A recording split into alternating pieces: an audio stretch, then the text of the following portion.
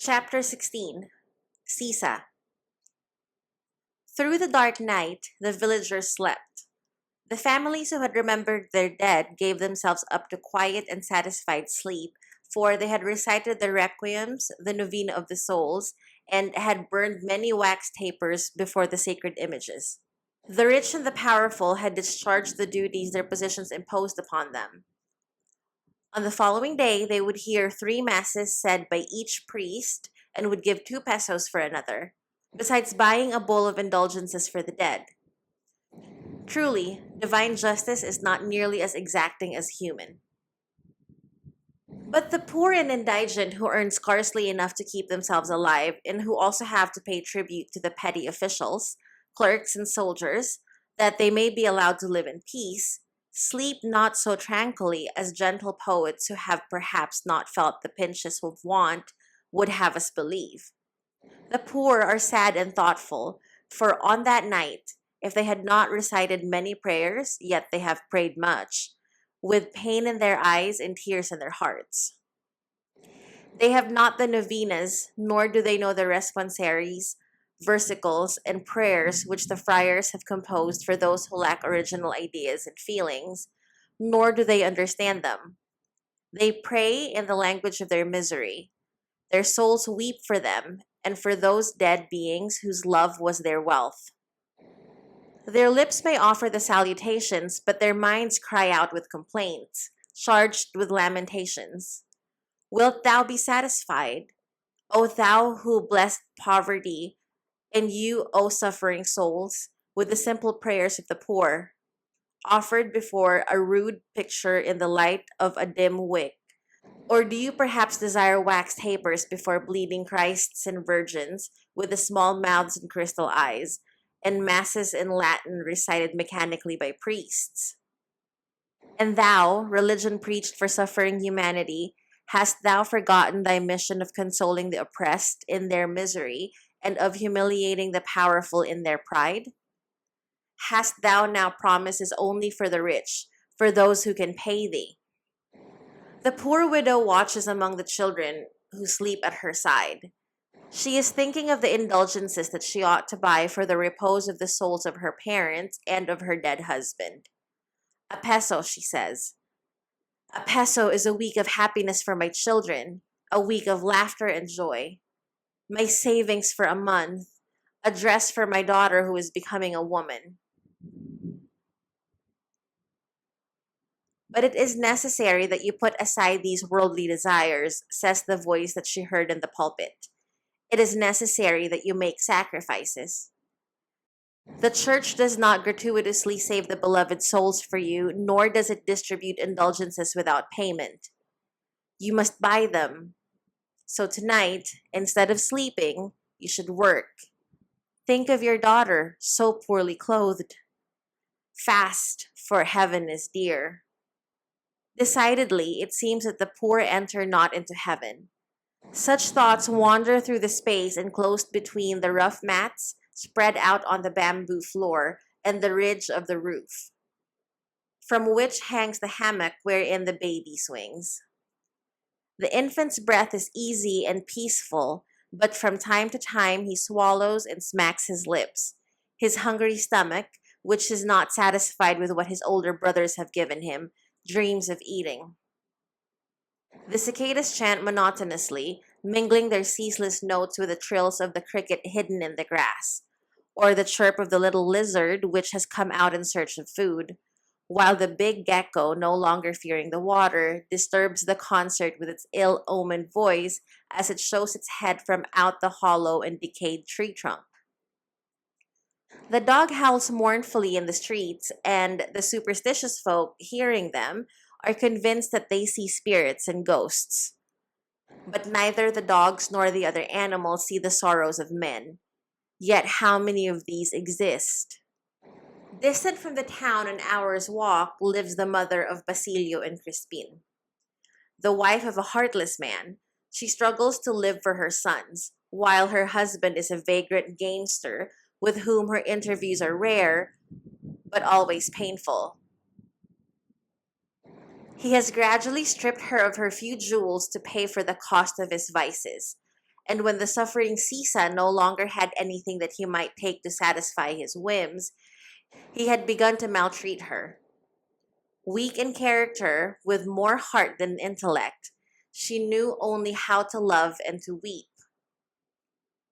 Her husband was a god and her sons were his angels. So he, knowing to what point he was loved and feared, conducted himself like all false gods. Daily he became more cruel, more inhuman, more willful.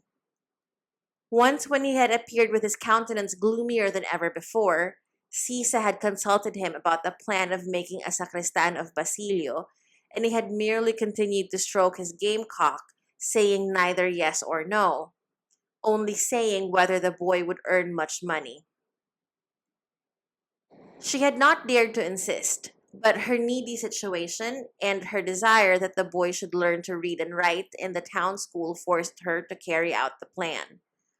Still, her husband had nothing to say.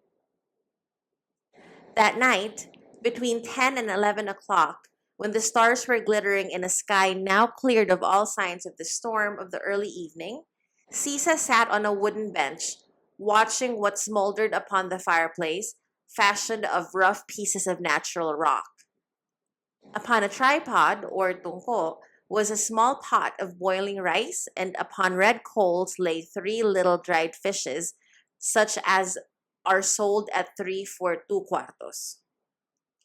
Her chin rested on the palm of her hand while she gazed at the weak yellow glow peculiar to the cane, which burns rapidly, and the leaves embers that quickly grow pale. A sad smile lighted up her face as she recalled a funny riddle about the pot and the fire which Crispin had once propounded to her. The boy said, "The black man sat down and the red man looked at him.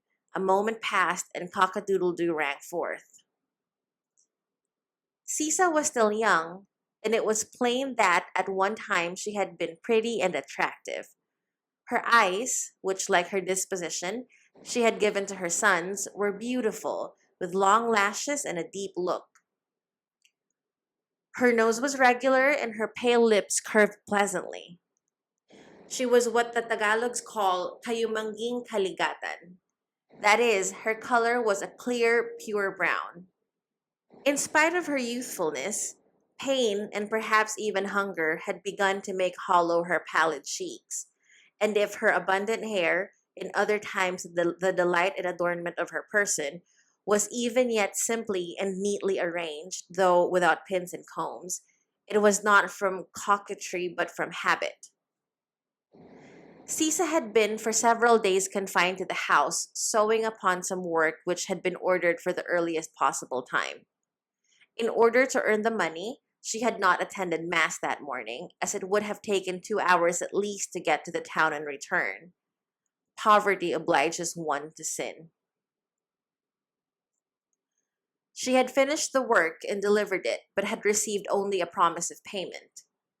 All that day she had been anticipating the pleasures of the evening, for she knew that her sons were coming, and she had intended to make them some presents. She had bought some small fishes, picked the most beautiful tomatoes in her little garden, as she knew that Crispin was very fond of them, and begged from a neighbor, old Tasho the sage, who lived half a mile away, some slices of dried wild boar's meat and a leg of wild duck, which Basilio especially liked. Full of hope, she had cooked the whitest of rice, which she herself had gleaned from the threshing floors. It was indeed a curate's meal for the poor boys. But by an unfortunate chance, her husband came and ate the rice, the slices of wild boar's meat and duck leg, 5 of the little fishes and tomatoes. Sisa said nothing, although she felt as if she herself were being eaten. His hunger at length appeased, he remembered to ask for the boys. Then Sisa smiled happily and resolved that she would not eat that night because what remained was not enough for the 3. The father had asked for her sons, and that for her was better than eating. Soon he picked up his gamecock and started away. "Don't you want to see them?" she asked tremulously. "Old Tasha told me that they would be a little late. Crispin now knows to read, and perhaps Basilio will bring his wages. This last reason caused the husband to pause and waver, but his good angel triumphed. In that case, keep a peso for me, he said as he went away. Sisa wept bitterly, but the thought of her son soon dried her tears. She cooked some more rice and prepared the only three fishes that were left. Each would have one and a half. They'll have good appetites, she mused. The way is long and hungry stomachs have no heart. So she sat, her ears trained to catch every sound, listening for the lightest footfalls. Strong and clear, Basilio. Light and irregular, Crispin. Thus she mused. The callow called in the wood several times after the rain had ceased, but still her sons did not come. She put the fishes inside the pot to keep them warm and went to the threshold of the hut to look toward the road. To keep herself company, she began to sing in a low voice, a voice usually so sweet and tender that when her sons listened to her sing the kondiman, they wept without knowing why. But tonight it trembled, and the notes were halting. She stopped singing and gazed earnestly into the darkness. But no one was coming from the town.